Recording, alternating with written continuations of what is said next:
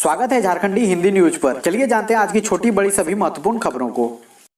झारखंड 8वीं का रिजल्ट फिर से होगा प्रकाशित। असफल छात्रों को मिलेगा 20% grace marks. Jharkhand academic council 8वीं बोर्ड में असफल छात्रों के लिए विशेष परीक्षा का आयोजन नहीं किया जाएगा। जो भी छात्र छात्रा असफल हुए हैं उन्हें 20% ग्रेस मार्क्स देकर पास किया जाएगा। स्कूली शिक्षा और साक्षरता विभाग के प्रस्ताव पर बुधवार को मुख्यमंत्री हेमंत सोरेन ने अपनी मंजूरी दे दी। मुख्यमंत्री हेमंत सोरेन ने 8वीं बोर्ड में असफल परीक्षार्थियों को 20% ग्रेस मार्क देकर फिर से परीक्षा फल प्रकाशित करने के प्रस्ताव पर स्वीकृति दी है। झारखंड एकेडमिक काउंसिल ने जनवरी में 8वीं बोर्ड की परीक्षा ली थी। इस परीक्षा में 5,03,862 परीक्षार्थी शामिल हुए थे। इसमें से 4,61,538 परीक्षार्थी पास हुए, जबकि 42,324 परीक्षार्थी असफल रहे थे।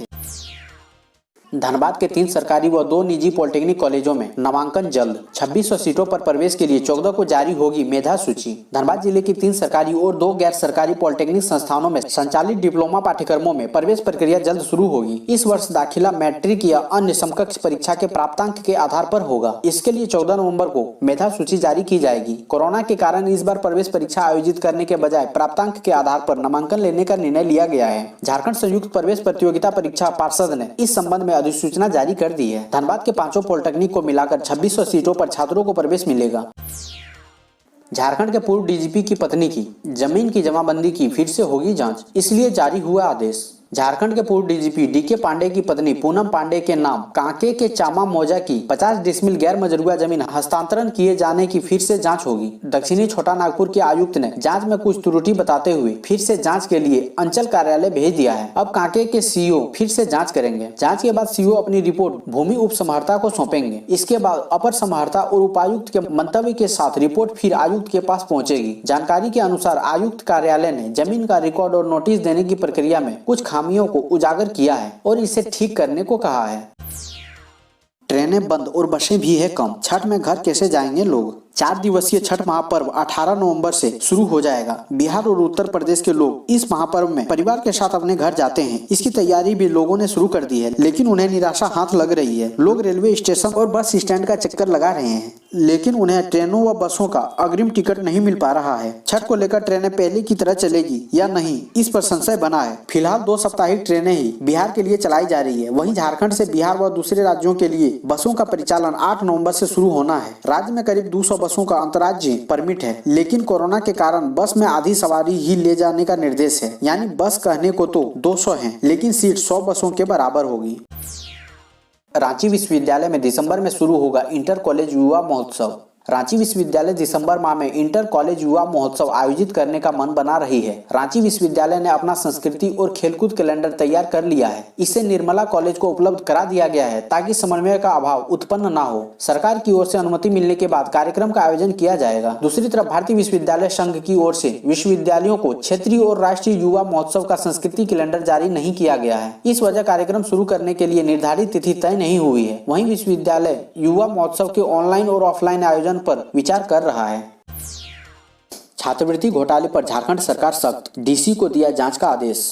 झारखंड में अल्पसंख्यक छात्रवृत्ति घोटाले की उच्च स्तरीय जांच करने की अनुशंसा अनुसूचित जनजाति, अनुसूचित जाति, अल्पसंख्यक और पिछड़ा वर्ग कल्याण विभाग ने राज्य सरकार से की है। विभाग ने बुधवार को अपनी अनुशंसा मुख्य सचिव को भेज दी। विभाग ने अनुशंसा में कहा है कि जिन जिलों में छात्रवृत्ति घोटाला हुआ है वहाँ इसकी जाँच संबंधित उपायुक्त से कराई जा सकती है। जिन जिलों में यह गड़बड़ी हुई है वहाँ संस्थानवार भी जाँच की जा सकती है। इस मामले पर अब राज्य सरकार के निर्देश के बाद आगे की कार्रवाई की जाएगी। कल्याण विभाग की ओर से मुख्य सचिव सुखदेव सिंह को भेजी गई अनुशंसा में उन सभी जिलों जहां छात्रवृत्ति घोटाले की खबरें आई है वहां उच्च स्तरीय जांच कराने की अनुशंसा की गई है। इसमें रांची, खूंटी, लोहरदगा, लातेहार, रामगढ़, धनबाद समेत अन्य जिले शामिल हैं।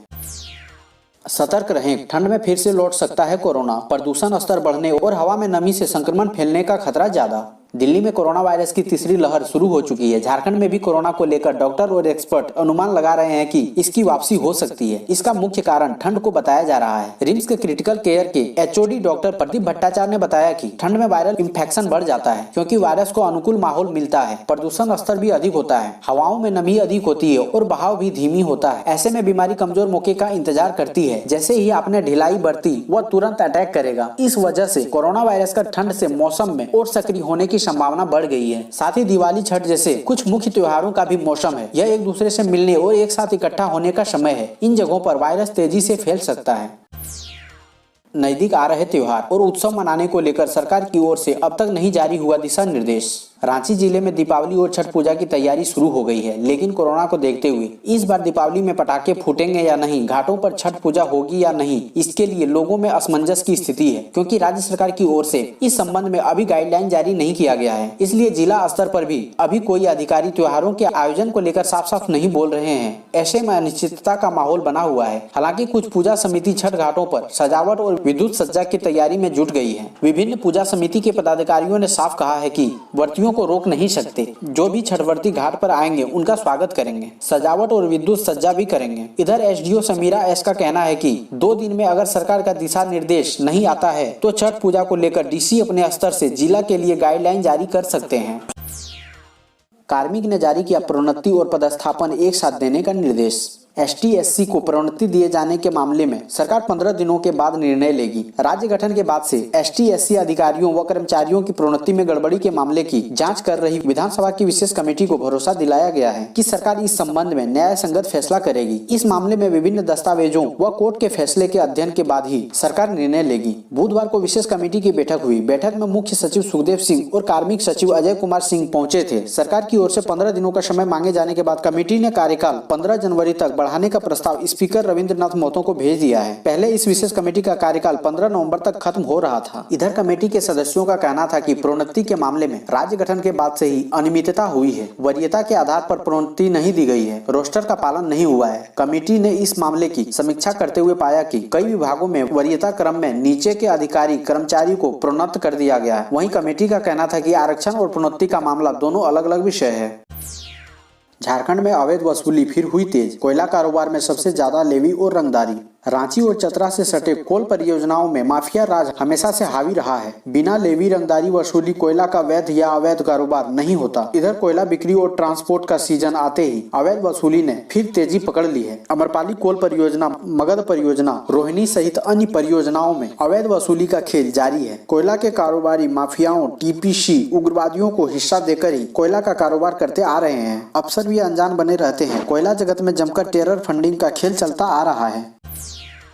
कोयला खदानों के निजीकरण के विरोध में झारखंड सरकार की याचिका पर सुप्रीम कोर्ट में सुनवाई आज। कोल ब्लॉक के निजीकरण के विरोध में सुप्रीम कोर्ट गई झारखंड सरकार की याचिका पर 6 नवंबर को सुनवाई होगी। राज्य सरकार ने अपनी याचिका में कहा गया है कि जिन इलाकों में कोल ब्लॉक की नीलामी की गई है वहां का एरिया एलिफेंट कॉरिडोर है, नेशनल टाइगर रिजर्व का क्षेत्र भी पड़ता है। इसलिए एक कमेटी बनाई जाए जो कोल ब्लॉक एरिया में वन क्षेत्र तय करे।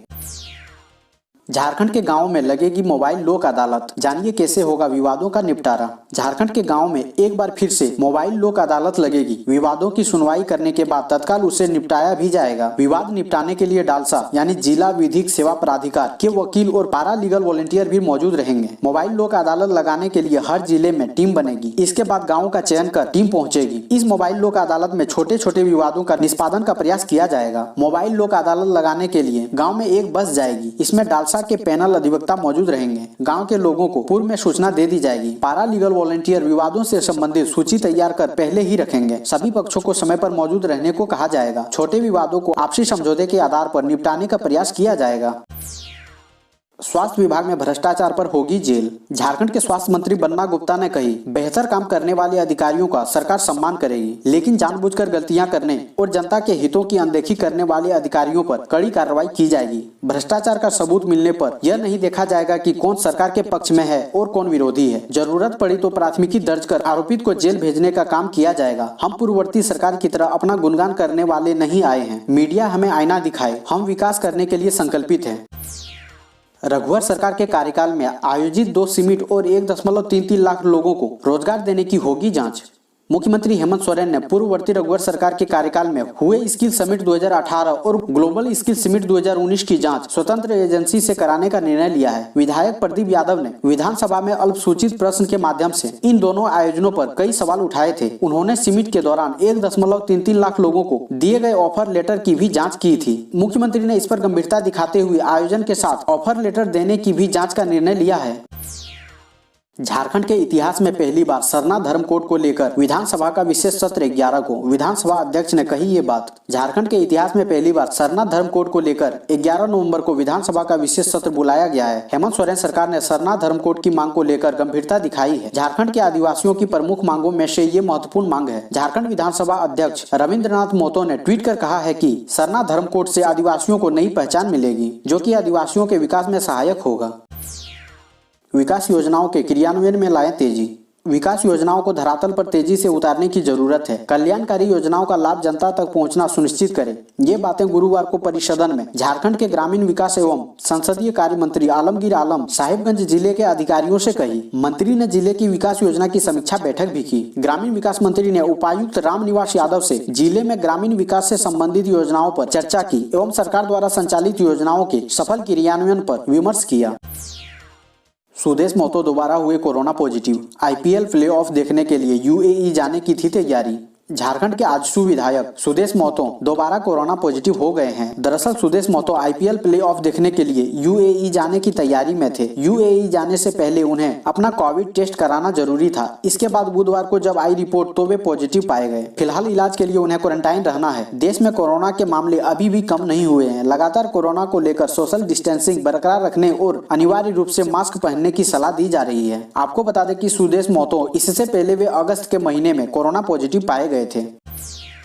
दुकान के बाहर अब अलग से दुकान लगाने पर राजस्व वसूली करेगा धनबाद नगर निगम। धनतेरस और दिवाली को देखते हुए बाजार में चहल पहल बढ़ गई है। दुकानदारी भी पहले से अधिक हो रही है। इसे देखते हुए लगभग सभी प्रमुख बाजार में दुकानदारों ने अपनी दुकान का दायरा भी बढ़ा लिया है। कहने का मतलब है कि दुकान के आगे भी अलग से दुकानें सज गई है। धनबाद नगर निगम इस बढ़े हुए दुकानों से राजस्व वसूली करेगा। इसके लिए नगर निगम ने सभी दुकानदारों को निर्देश जारी किया है कि नगर निगम क्षेत्र में आपातकाल के लिए स्टॉक लगाने के लिए प्रतिदिन प्रति वर्ग फीट की दर से भुगतान करना होगा। इसकी अनुमति नगर निगम से प्राप्त करनी होगी। ऐसा न करने पर विधि सम्मत कार्रवाई होगी।